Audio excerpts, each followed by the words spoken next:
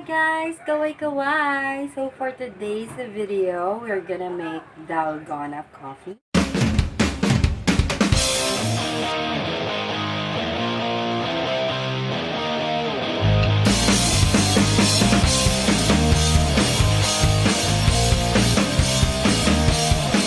Hindi siya sa Facebook, sa Instagram, so whatever. So nakita ko siya sa Facebook and it's really easy to make Dalgona coffee. I have prepared here the ingredients.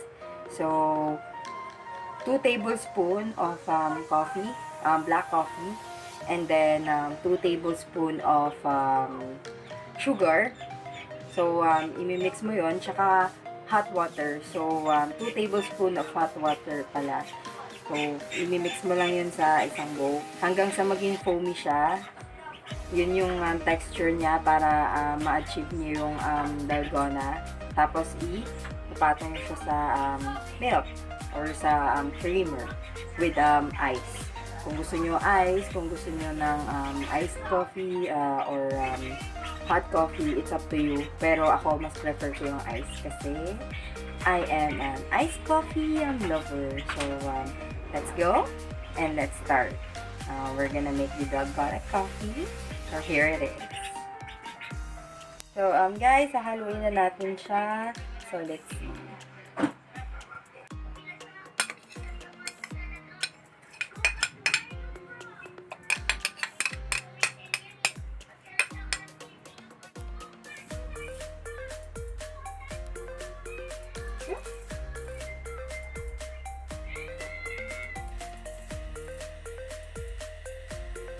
It's really easy to make Dalgona coffee if you have yung kape, asukal, kasi yun lang yung ingredients na. Tsaka, if you have mixer, then much better kasi mahirap daw siyang i-mix kapag ka daw gumamit ka lang ng kutsara kasi sobrang tagal mo siyang i-mixer. Tapos, if you have egg beater or yung yun nga, mas maigi yun. Wow! Tingnan niyo siya, guys! Ang ganda! Oh! Oh! Dapat siguro ganyan talaga yung texture niya. Oh, yung galing! Buti na lang bumili si mama ng ng mixer. So, taray niya, oh. Yay! I'm so excited para tikman na itong Dalgona coffee nito. Kailangan pala talagang foamy siya. Oh, foamy! Gagawa tayo ng 3 servings para doon sa 2 kong kapatid. Tsaka si mama hindi naman pwede magkape. So, pwede tikim lang. Tikim lang na part. Tikim-tikim lang siya. So, na-prepare ko na po yung 3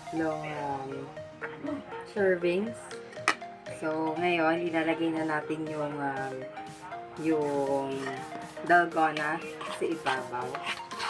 I'm so excited. Kasi favorite ko talaga ang coffee. Sabi ko sa inyo, pang mahirap lang po talaga itong video na ito. Purita version.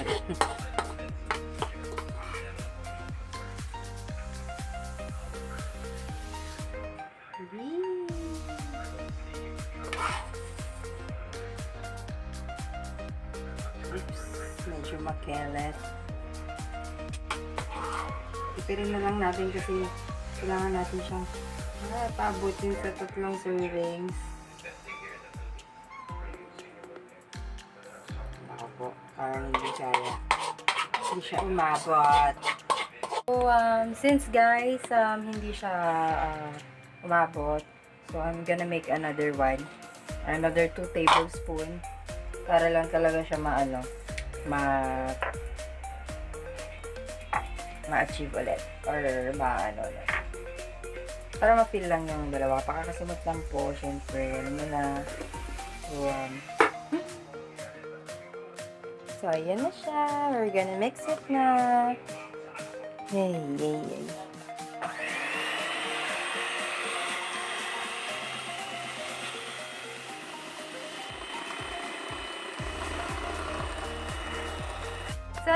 nagawa ko na yung pangalawa kasi nabitin siya. Pero parang feeling ko mas foamy itong pangalawang nagawa ko.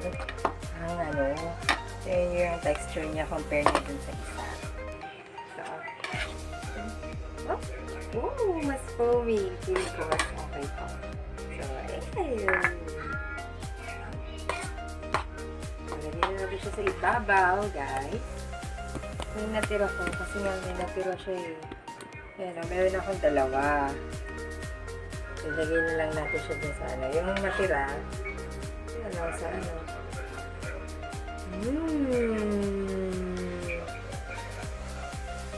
Lagyan natin yung isa.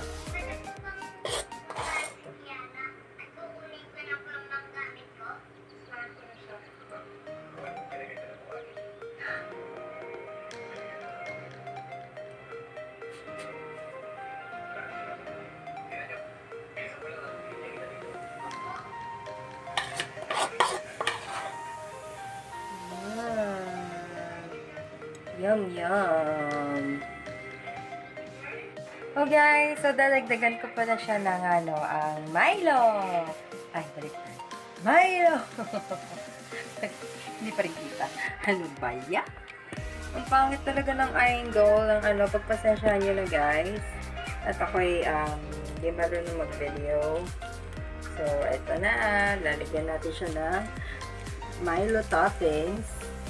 Depende naman sa inyo eh. Kasi masyado na itong matamis kung ano eh. Tinan mo yung servings niya, oh.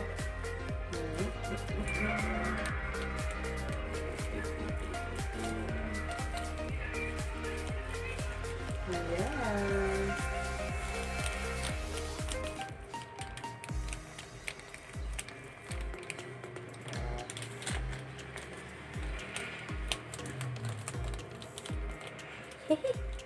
Ang pangit. So, ayan, our Dalgona coffee is done. So, we can now serve this, guys. So, thank you so much again for watching. So, abang-abang po tayo sa susunod na video. Pasensyahan nyo na po at nagsisimula pa lang po ako at hindi ko po alam po ano ang aking ginagawa. Dahil nababalo na rin po ako sa quarantine eklabu chubanes. Sana matapos na po. Stay safe, guys. Please, invisible yung kalaban natin. Ika nga, sabi ni Duterte. So, mabuti na yun. Nag-iingat tayo. 1 meter apart. So, yun. Huwag na lumabas. As much as possible, huwag na kayo lumabas, guys. Kasi, hindi mo na alam kung nasan yung virus. Sa amin nga dito, sa Queens Row West, meron na. Sa Queens Row Area A, meron na. So, sa Bacoor, naku po, hindi ko alam kung gano'n na siya kadami, pero stay safe guys, yun lang. So, bye for now, have a great day. Ay, call center. Bye!